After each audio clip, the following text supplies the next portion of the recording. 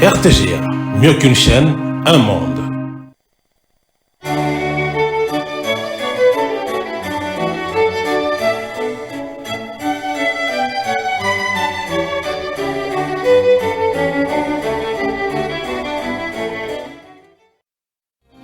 Ce journal vous est offert par Tango Protection.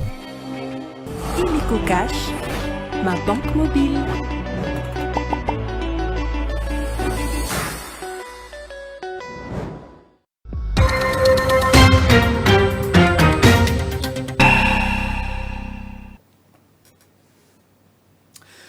Nouvelle session d'information sur la RTGA, mesdames et messieurs, bienvenue dans cette édition du journal.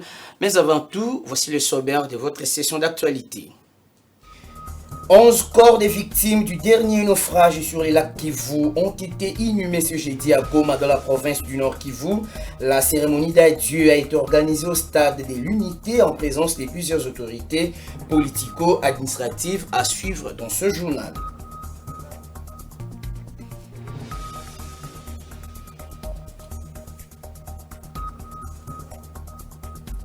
Les personnes vivant avec handicap montent au créneau et dénoncent l'oubli dont ils sont victimes de la part du gouvernement congolais et invitent les autorités du pays à améliorer leurs conditions de vie. À suivre dans ce journal leur cri de cœur.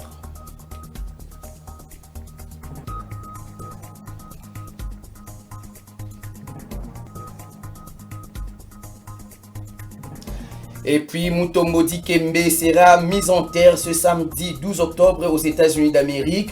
À Kinshasa, la veillée mortuaire organisée par le gouvernement congolais aura lieu ce vendredi 11 octobre à l'esplanade du Palais du Peuple. Et voilà tout pour le sommaire. Merci de nous avoir choisis pour vous informer. Ouvrons cette édition du journal par la victoire des Léopards de la RDC face au Taifa Stars de la Tanzanie par un score de 1-0 ce jeudi 10 octobre 2024 au stade des Martyrs. But marqué par le capitaine Chancel Mbemba à la 53e minute, match comptant pour la 3e journée des éliminatoires CAN Maroc 2025. Cette victoire à domicile place la République démocratique du Congo à la tête du groupe H avec 9 points, soit 3 sorties et 3 victoires. Parlons du naufrage du bateau Merdi qui a eu lieu le 3 octobre dernier sur le lac Kivu. 11 corps des victimes de cet accident ont été inhumés ce jeudi à Goma dans la province du Nord Kivu. Une cérémonie d'adieu a été organisée au stade de l'Unité en présence des différentes autorités politico-administratives qui ont rendu un dernier hommage à ses compatriotes avant leur enterrement au cimetière de Macao.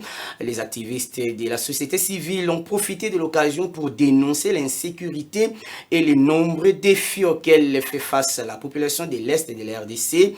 À noter que d'autres familles de victimes de ces naufrages sur les lacs Kivu se sont opposées de l'inhumation d'une partie des victimes alors que d'autres corps sont introuvables. On signale que cette situation a perturbé en tout cas la circulation dans la ville de Goma.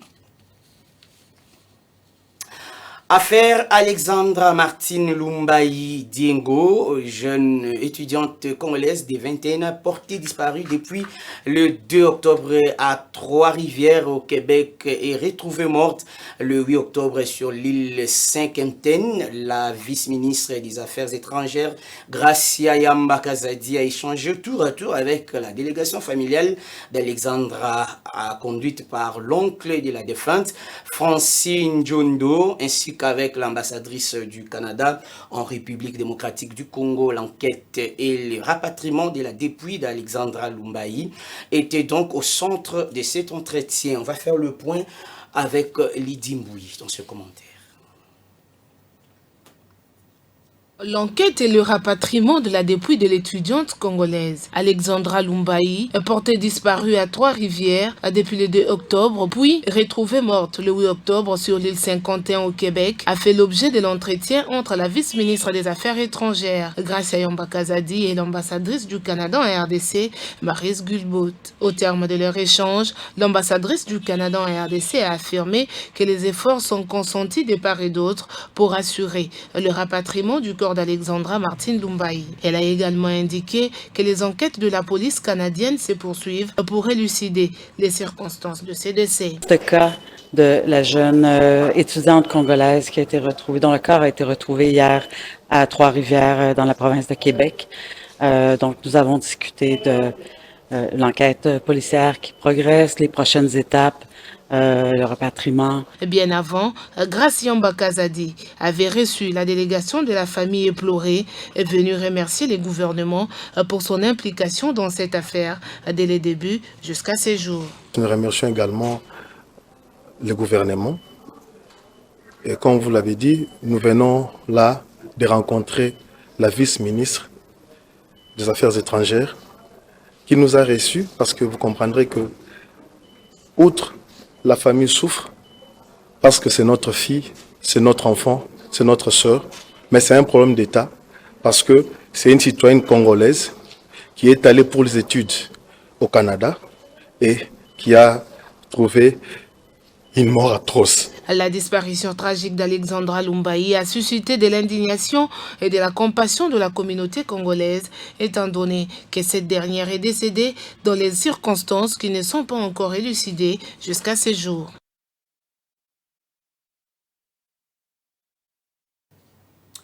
L'élection de la RDC au Conseil des droits de l'homme est une résultante de plusieurs plaidoyers initiés notamment par la Commission nationale des droits de l'homme, CNDH. Cette affirmation est de son président Paul Sampou qui, tout en saluant cette avancée diplomatique de la RDC, promet de renforcer les capacités, le monitoring, la collecte des données en matière de droits de l'homme auprès des partenaires afin de relever les défis importants dont fait face la République démocratique du Congo. Suivez Paul Sampou, président de la CNDH, au micro d'André Ikoma.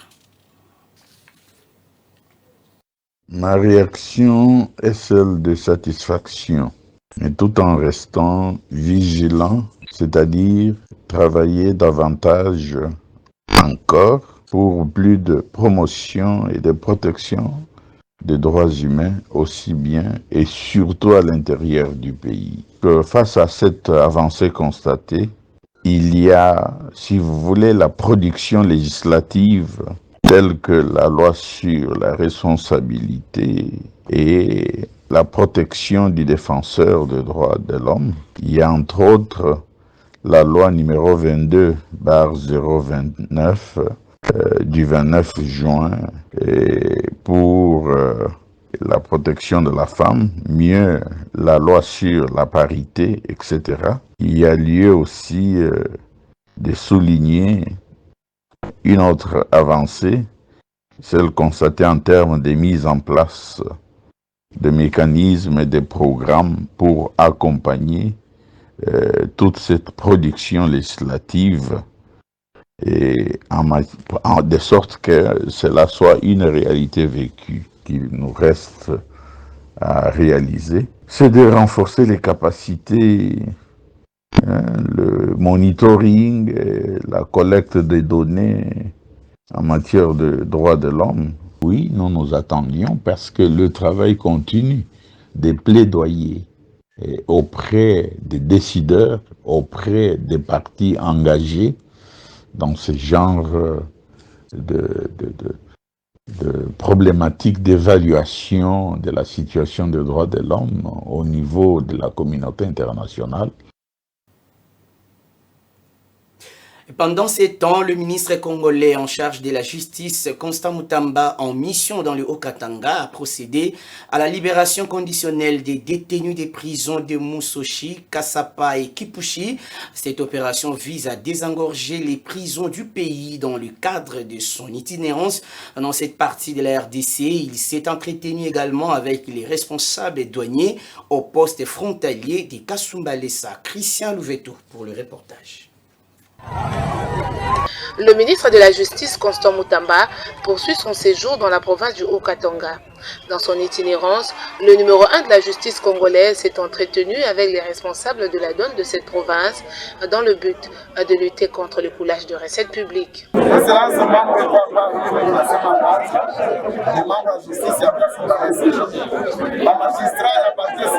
Soubalesa, mais a signé un mandat d'employeur, à invitation, à respecter le procédure d'arrestation. Il a à cet effet instruit ses responsables à dénoncer les personnes qui occasionnent la fraude et la contrebande. Dans sa mission qui consiste à désengorger les maisons carcérales, le patron de la justice a procédé sur place à la libération d'une dizaine de détenus dans la prison centrale de Moussochi avant d'instruire la directrice de cette maison carcérale de soumettre un projet de réhabilitation en urgence.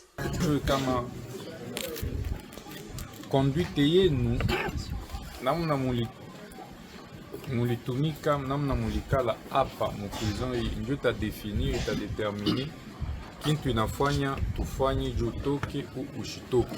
Nasikilizana. Le numéro 1 de la justice, qui veut redorer l'image des prisons de la République, a poursuivi la même opération du désengorgement à la prison de Kassapa à Lubumbashi, chef-lieu de la province du Haut-Katanga. Ainsi, 250 détenus ont été libérés.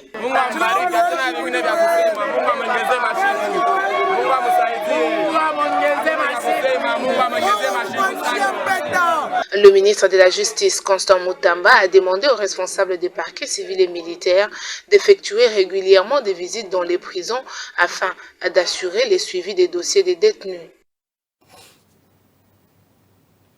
Rendons-nous à présent dans la province du Kasaï où une vive tension a été observée entre l'entreprise égyptienne et les fournisseurs en produits pétroliers. Ces derniers accusent la société de ne pas vouloir payer leur argent il y a 3 mois.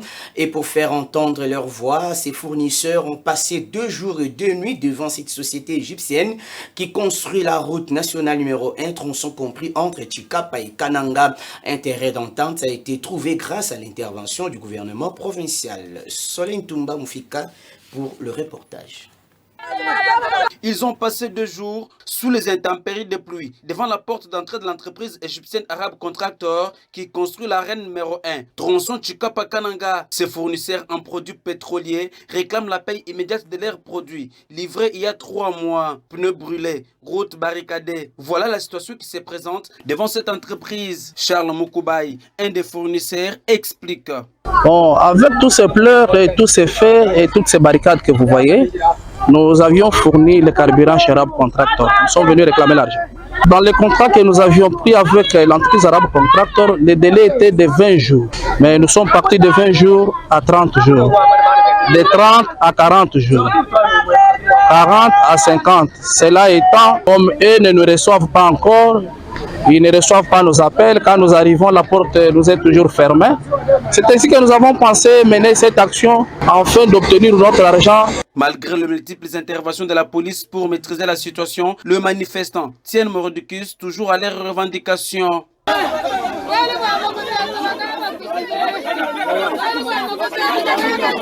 Il fallait attendre l'intervention du gouvernement provincial qui a dépêché 3 membres du gouvernement pour discuter avec les 2 parties en conflit et un terrain d'entente a été vite trouvé, comme l'a dit Maître Alain Lukusampoy, ministre provincial de l'Intérieur. Nous sommes venus en sapeur-pompier pour qu'il y ait convenance entre les contractants, c'est-à-dire la société Arabe Contractor, ainsi que le fournisseur pour qu'il y ait la paix et que les travaux puissent débuter. Sous anonymat, les agents de cette entreprise égyptienne Arabe Contractor ainsi que la sécurité à leur charge se plaignent du mauvais traitement salarial de la part d'Arabe Contractor qui cumule des dettes de ses agents, soit 3 mois pour certains et 2 mois pour d'autres. Tous les efforts consentis sur place pour avoir la version de fait d'Arabe Contractor sont restés sans succès car aucun des responsables n'a voulu se livrer à notre caméra. On va parler politique dans cette édition du journal. Relance des activités du Congrès national congolais sur toute l'étendue de la République démocratique du Congo.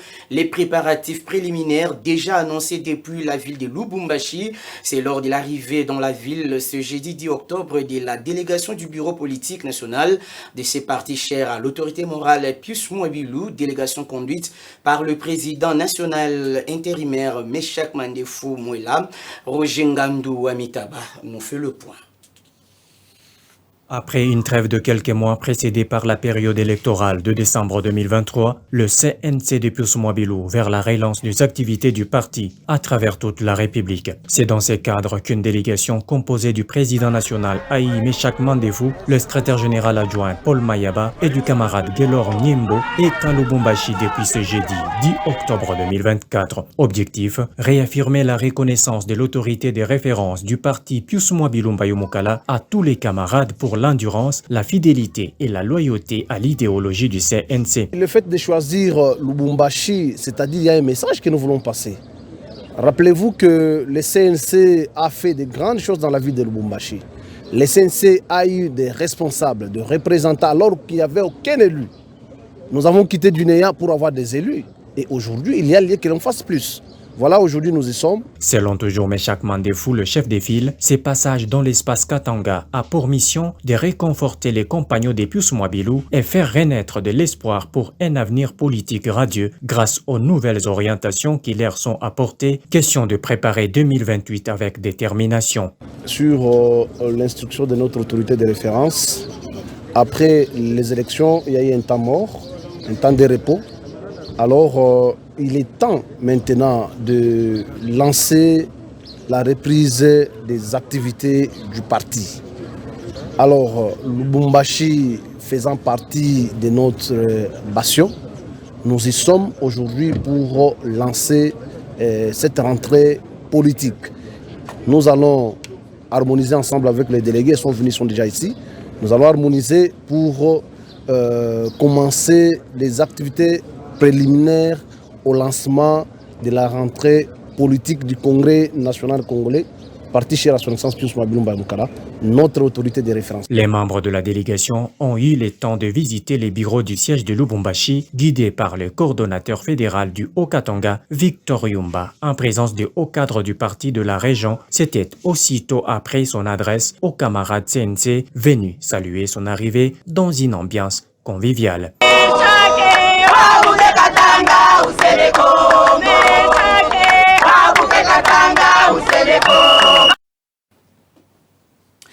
Quittons le Haut-Katanga pour la ville-province de Kinshasa où le ministre du portefeuille Jean-Lucien Boussa a échangé le mercredi avec le réseau des femmes mandataires des entreprises et établissements publics dans son cabinet de travail. Les échanges ont tourné sur les réformes entreprises dans les secteurs du portefeuille de l'État ainsi que l'amélioration des conditions socio-professionnelles des agents. André Ikoma pour le point.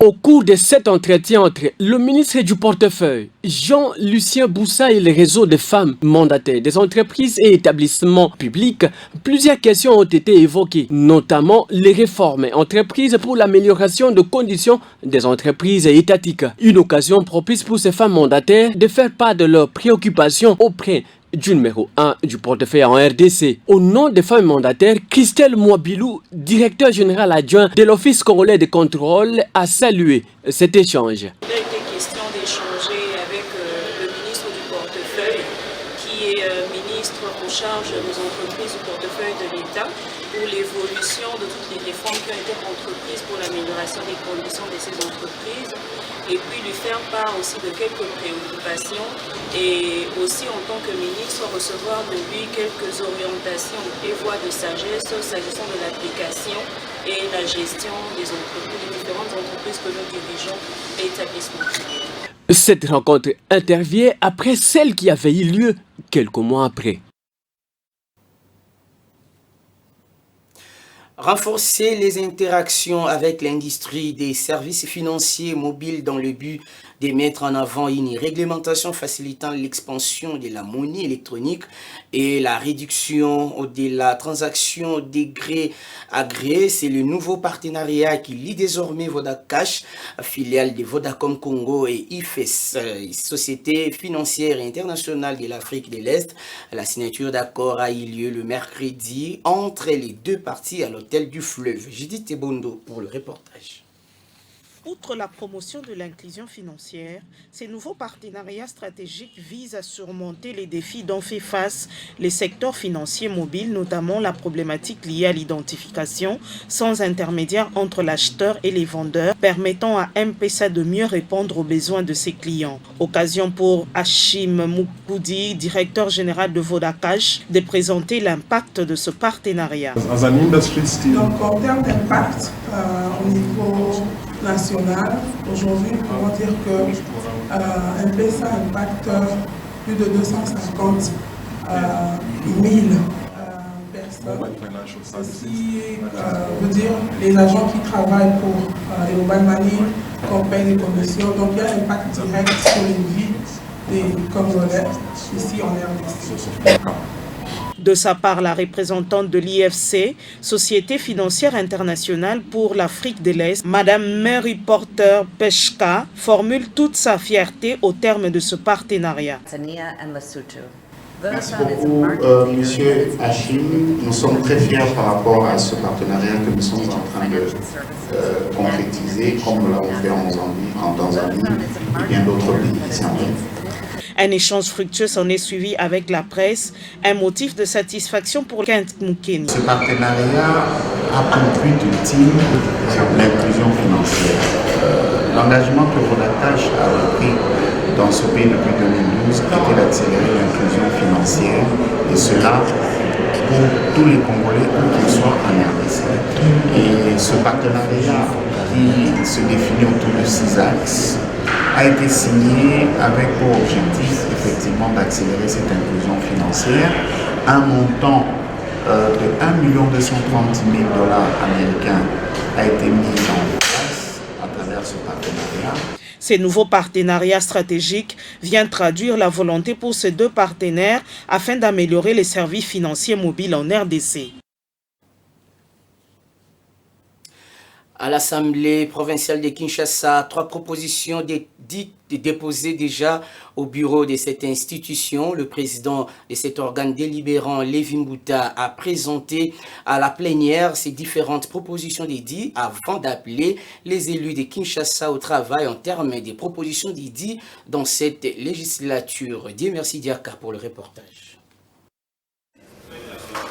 Suspendu mardi 8 octobre faute de l'épuisement des matières à l'ordre du jour, la séance plénière en continuation s'est poursuivie mercredi 9 octobre à l'Assemblée provinciale de Kinshasa. Dans sa prise de parole, le président de l'Assemblée provinciale de Kinshasa, Lévi Mbouta, a présenté à la plénière les propositions dédiées déposées déjà au bureau en vue de leur alignement à la séance plénière. Le numéro 1 de l'organe délibérant de la capitale a appelé les élus de Kinshasa à se mettre au travail afin de présenter aux Kinois un bon bilan à la fin de cette législature. Il a à cet effet insisté sur la stabilité de la première institution de la capitale congolaise. Nous demandons à tout le monde de travailler. Travaillons parce qu'à la fin de cette mandature, nous devons donner aux Kinois, les Kinois qui nous ont élus, un bon travail. C'est ce que nous attendons. Et là, nous insistons aussi sur le fait que l'Assemblée provinciale doit être une institution stable. Et la stabilité de notre institution dépend en grande partie de notre majorité, de notre maturité, notre maturité, notre esprit de fair play. C'est ça aussi la politique. On n'a pas besoin d'avoir des institutions instables. Ça ne va pas aider la population qui nous a élus. A noter que le président de l'Assemblée provinciale de Kinshasa a salué la production très riche en termes d'édits dans cette législature.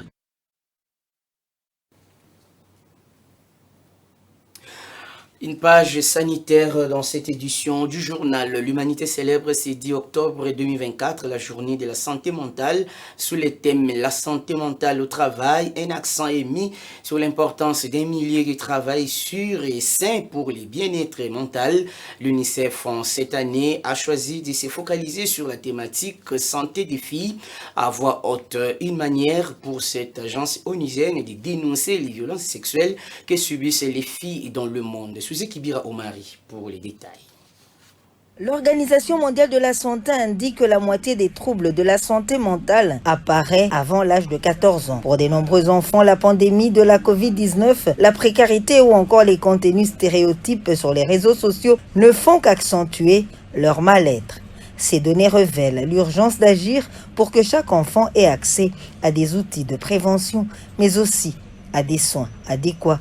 La thématique 2024 pour cet événement est « Santé mentale des filles à voix haute ». Les filles sont exposées aux violences sexistes et sexuelles à des âges plus précoces que les garçons, ce qui fragilise leur santé mentale. Pour l'UNICEF, elles sont également nombreuses à souffrir de certains troubles de la santé mentale, troubles anxio-dépressifs, troubles de comportement alimentaire, gestes auto-infligés. Pourtant, leur prise en charge médico-sociale est insuffisante, voire discriminatoire. À l'occasion de la Journée mondiale de la santé mentale et de la Journée internationale des filles, les pays comme la France, par exemple, alertent sur la nécessité de prendre en compte les besoins spécifiques des filles dans les dispositifs de prise en charge de santé mentale. Des colloques sont organisés en vue de permettre aux décideurs d'accorder une attention particulière aux besoins des enfants dont l'accès aux soins de santé mentale est insuffisant ou inadapté. La journée permet également d'aborder les enjeux de prise en charge des filles dans les urgences pédopsychiatriques et d'introduire des préconisations spécifiques. Sur le plan international, le thème choisi pour cette célébration est la santé mentale au travail. Un accent est mis sur l'importance d'un milieu de travail sûr et sain pour le bien-être mental. Comme je l'ai annoncé au sommaire, le mouvement des réveils des personnes vivant avec handicap appelle le gouvernement congolais à l'amélioration plutôt des conditions de vie de cette catégorie des personnes. Ces cris des cœurs a été lancé ce jeudi 10 octobre au cours d'une conférence de presse tenue à Kinshasa. Cette structure a saisi cette occasion pour dénoncer l'oubli dont ils sont victimes, les personnes vivant avec handicap en République démocratique du Congo. C'est un reportage signé Christian Louveto et Djibril Pange. Le mouvement des réveils des personnes vivant avec handicap a lancé ce jeudi 10 octobre NSOS auprès du gouvernement central qui dirige la première ministre Judith Suminwa pour l'amélioration des conditions de vie des personnes vivant avec handicap. Au cours de cette conférence de presse, le président national de ces mouvements, Dexy Massé Namoba, a fustigé le fait que les personnes en situation de handicap sont oubliées par le gouvernement congolais. La personne vivant avec handicap est un laissé pour compte, un rebut de la société. Est une personne qui n'est pas prise en compte, même dans les politiques publiques. Élaborée par le gouvernement de notre pays, c'est une personne qui vit à la mendicité, abandonnée dans son triste sort. En plus, faire les plaidoyers en faveur des PVH auprès des autorités, tant politiques, administratives de notre pays, pour la personne vivant avec handicap soit prise en charge dans les politiques publiques à mettre en place dans notre pays. Nous demandons que le gouvernement de la République démocratique du Congo qui s'impose, que la situation des PVH trouve la solution. Tout en saluant la promulgation de la loi portant protection et promotion des personnes vivant avec handicap par le chef de l'État Félix Tshisekedi, après le travail réalisé au ministère des Personnes vivant avec handicap, Dexy Massé Namoba appelle les gouvernements à d'autres actions concrètes pour cette catégorie de personnes. Selon l'organisme Handicap International, on estime que 15% de la population de la RDC, soit près de 10 millions de personnes, vivent avec handicap. On va rester dans le même chapitre pour signaler que les personnes vivant avec handicap ont des atouts et leur situation ne peut en aucun cas constituer un blocage pour leur épanouissement dans la société. Au village Bondeko, école spécialisée qui prend en charge les différentes catégories de cette tranche de la population, l'on reconnaît les compétences des personnes en situation de handicap. On va faire le point dans ce reportage signé Suzy Kibira Omari. Le 9 octobre de chaque année est célébrée à travers le monde la journée consacrée au handicap. L'association Handicap International profite de cet événement pour mettre en lumière le projet de convention internationale globale et intégrée pour la promotion et la protection des droits et de la dignité des personnes handicapées. En République démocratique du Congo, les écoles spécialisées, comme le village Bondeko, prend en charge les personnes vivant avec handicap. L'handicap ne peut être un motif de paresse ou de complexe. Le message que je peux lancer aux personnes avec handicap que nous encadrons depuis est de ne pas se laisser faire, de ne pas abandonner, d'avoir l'espoir, l'assurance en eux, puisque nous disons toujours que les handicaps n'est pas une fatalité. Les handicaps, on peut les surmonter. Quand vous êtes personne avec handicap, cela ne veut pas dire que vous êtes devenu une personne inutile à la société. Vous êtes une personne moins importante alors que vous avez de la valeur. Agir ensemble pour un futur sans barrière est le thème choisi pour la journée du handicap 2024. Je suis une femme en situation de handicap. Et je suis très fière d'elle. J'aime les dire comme ça parce que ça me met à l'aise. J'ai accepté ma situation. L'objectif étant de rappeler que chaque action compte, qu'il s'agisse des politiques publiques, d'initiatives d'entreprises ou actions individuelles. Chaque geste est une pierre ajoutée à l'édifice d'une société plus inclusive. Et pour terminer, l'ancien basketteur congolais Mutombo Dikembe sera inhumé le samedi 12 octobre 2024 à Atlanta, aux États-Unis d'Amérique. À Kinshasa, une veillée funèbre aura lieu ce vendredi 11 octobre sur l'esplanade du Palais du Peuple, où un livre d'or sera ouvert pour permettre à ceux qui ont côtoyé la légende du basketball de partager leurs témoignages.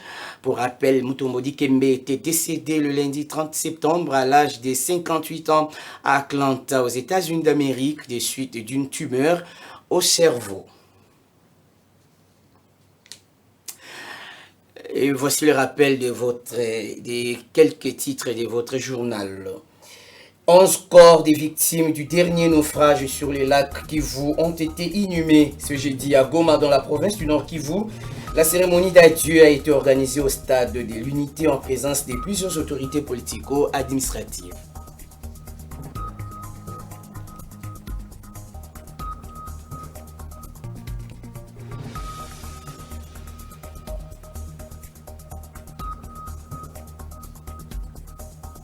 Les personnes vivant avec handicap montent au créneau et dénoncent l'oubli dont ils sont victimes de la part du gouvernement congolais et invitent les autorités du pays à améliorer leurs conditions de vie. Dans ce journal, vous avez suivi leur cri de cœur.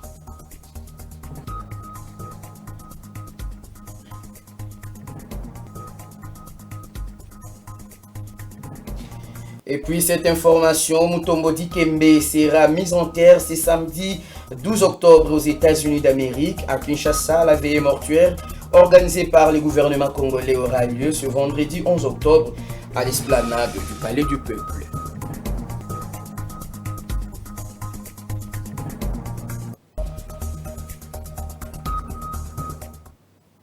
Ce journal est complètement terminé. Merci de l'avoir suivi et bonne suite des programmes sur les antennes de la RTGR. Au revoir.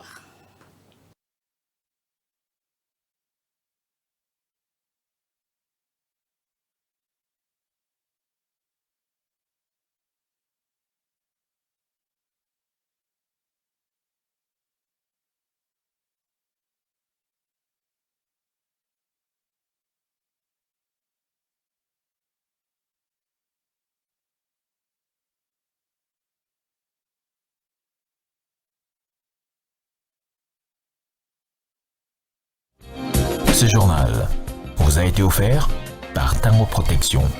Illico Cash, ma banque mobile.